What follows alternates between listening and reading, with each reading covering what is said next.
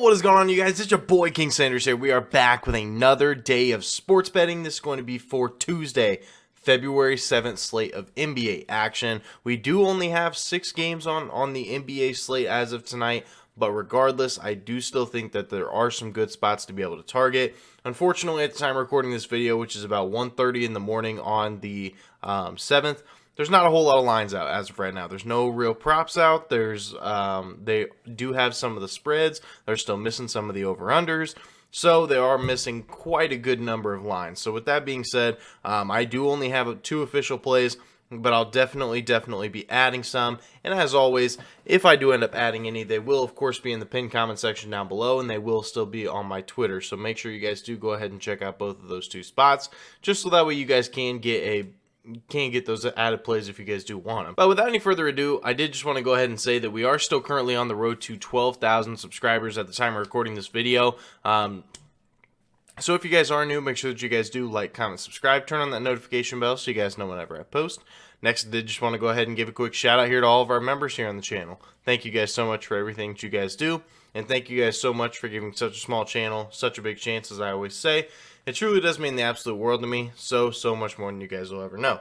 So without any further ado, let's go ahead and dive into another recap as of yesterday. We've definitely got to start picking things up. I knew that the plays were a little bit risky yesterday.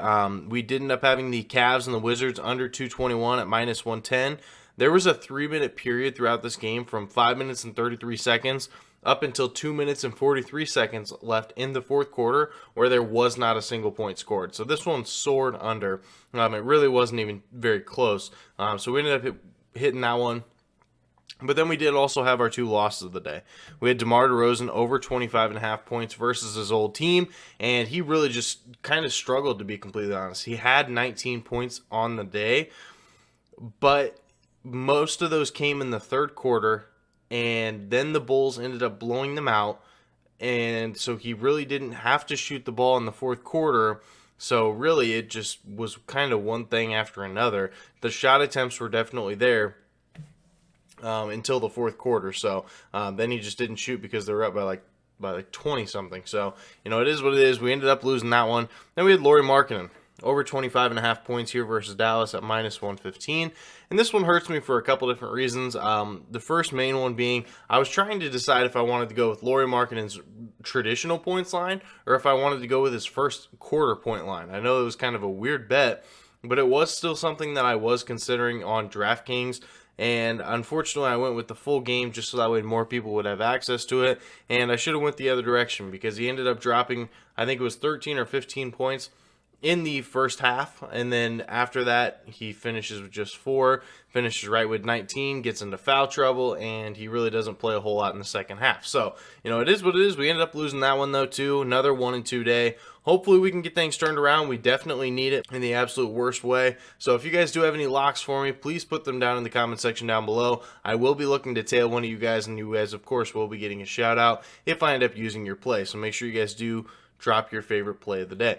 But without any further ado, let's go ahead and dive into our official plays of the day. So for our first official play of the day, we're going to be taking Paolo Banchero under 20.5 points here versus the Knicks at -125 odds. Now, I know, Paolo did end up treating us very, very nicely the other night, but I do think that this is still a very good spot to be able to take his under. If you take a look at it, he has gone under in 10 out of his last 14 games. Okay, he's gone to this under.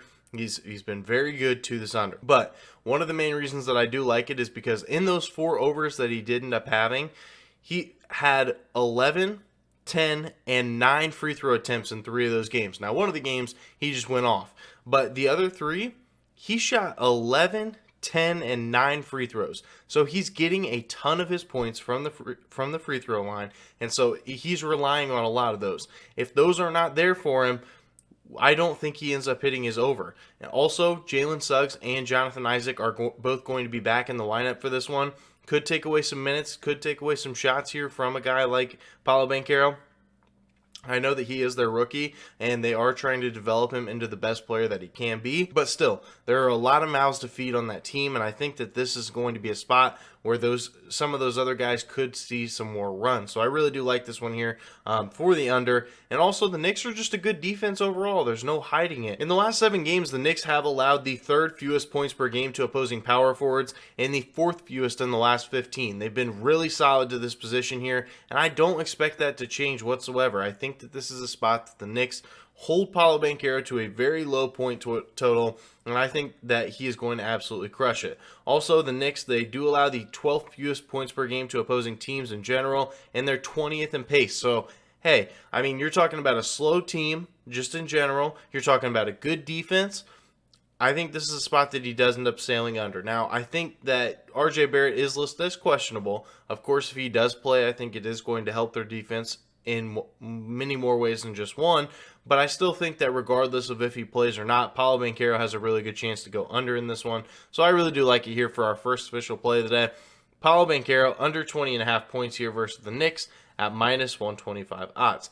Now for our second and final play of the day as of right now, we're going to be taking the Nuggets minus 8 here versus Minnesota at minus 110 odds. Now, I know, if you want, go ahead and call me crazy. Go ahead and drop all the hate comments. I get it.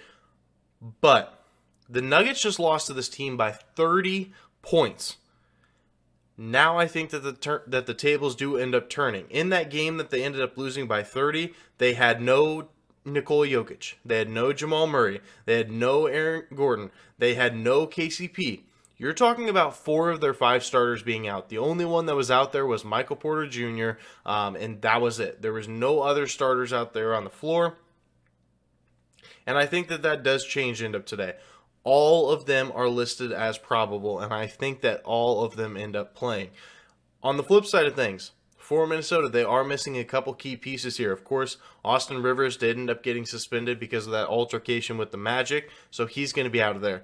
Kyle Anderson is listed as questionable in this game, and Rudy Gobert is also listed as questionable. I think that with this line being 8, they're trying to tell you, hey, Nuggets players are playing, Minnesota players are not. Now, of course, I could be wrong in this situation, and all of the Denver players end up sitting again. But regardless, I think this is a spot they end up getting it done.